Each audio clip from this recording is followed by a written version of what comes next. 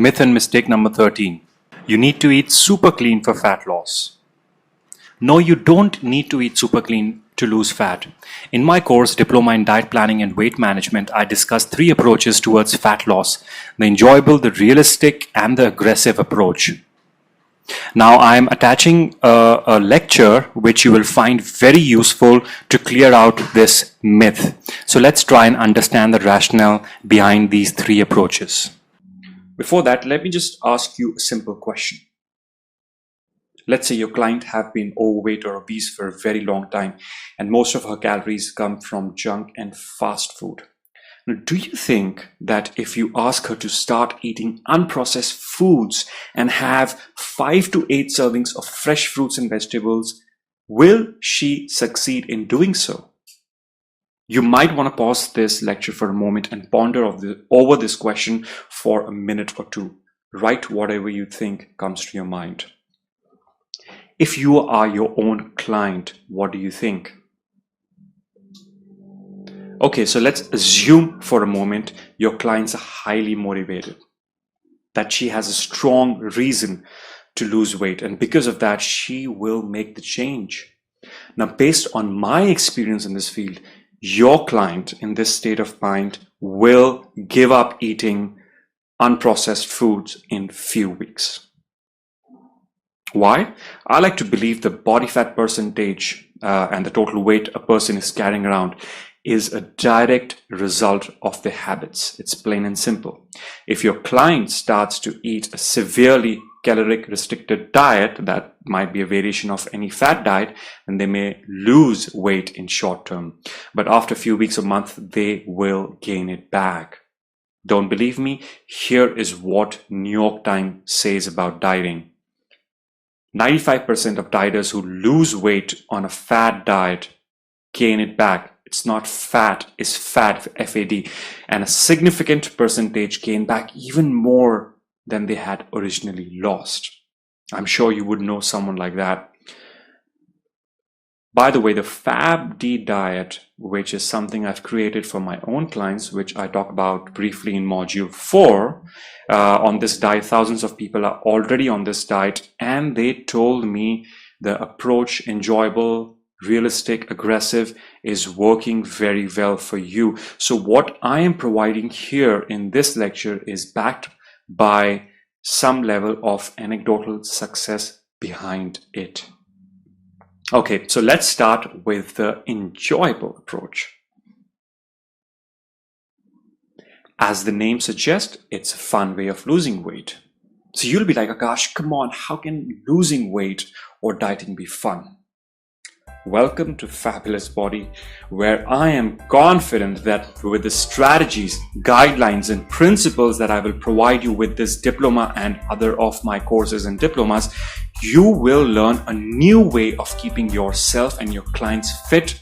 And the approach is not just focused on getting effective results, but also heavily rely on a holistic, enjoyable, and most importantly, sustainable way to arrive at your destination.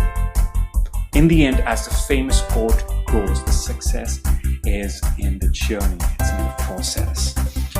The principles that you will learn in this course, when applied diligently, will ensure that the weight that your client loses does not bounce back. The enjoyable approach will allow your clients to eat 30% of the calories from their favorite foods.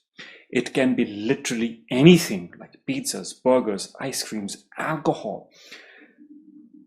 Let me give you an example. So your client eats around 2000 calories to achieve a goal. So 30% of 2000 will be 600 calories. 600 daily calories your client can eat from their favorite foods. Okay, before you start thinking about ice creams and wonder how you can eat your favorite food and still lose weight, let me give you 2 examples that just shows that it is possible to lose weight on the worst diet possible. Now, these are extreme examples and I don't endorse this approach. Okay, I repeat, these are extreme examples and I don't endorse this approach. But when we talk about the first law of thermodynamics, it is a very powerful law and it does work. It states calorie in and calorie out. If you eat less than your body burns, you will lose weight. Example number 1, a teacher lost 56 pounds eating nothing but McDonald's, and people are pissed. I have given the link to these articles in the resources section of additional reading in module 5. Example number 2, Twinkie diet helps nutrition professor lose 27 pounds.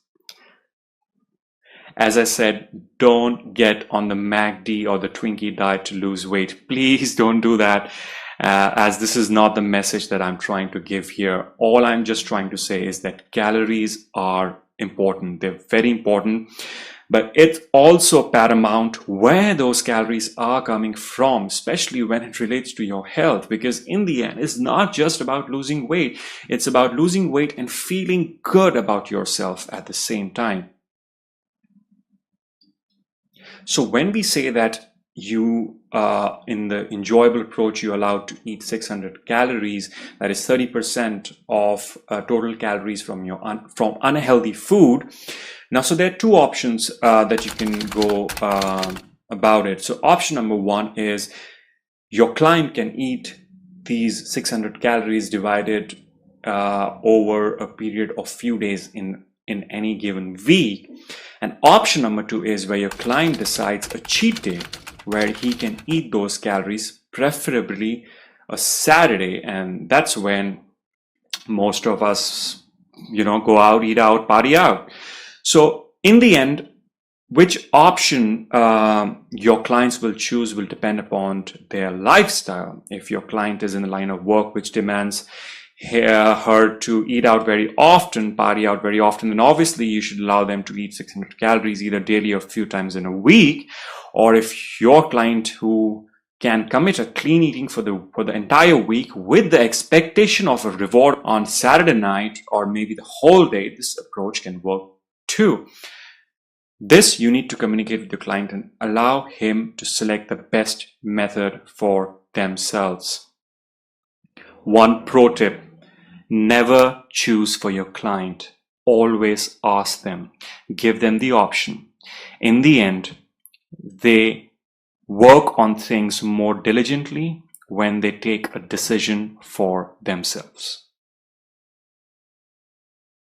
Similarly, when we talk about the realistic approach, is just 20% calories from junk and rest of the things are the same as enjoyable approach. And when we talk about the aggressive approach, this I like to feel that is reserved for people with type A personality, someone like a military approach where they're aggressive and they're very competitive, and you will come across such clients, or maybe you have this kind of personality yourself. So the one question that may come to your mind is that which approach gives the best result? I like to think that you really cannot predict which approach will give the best results, because in short term, the enjoyable approach will be slow because 30% of the calories are coming from junk. But maybe in long term, because the client loved this approach so much that he decided to stick with this approach for life. And when you stick with something for life at the same time, enjoy it, you get results, solid results in the long term.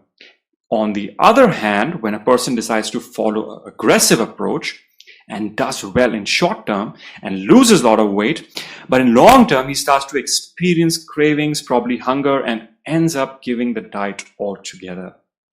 You can never know with accuracy which approach will give the best results, but do remember one thing: select the approach based on your client's preferences. Thank you so much for listening, and I hope you enjoyed this. All the best.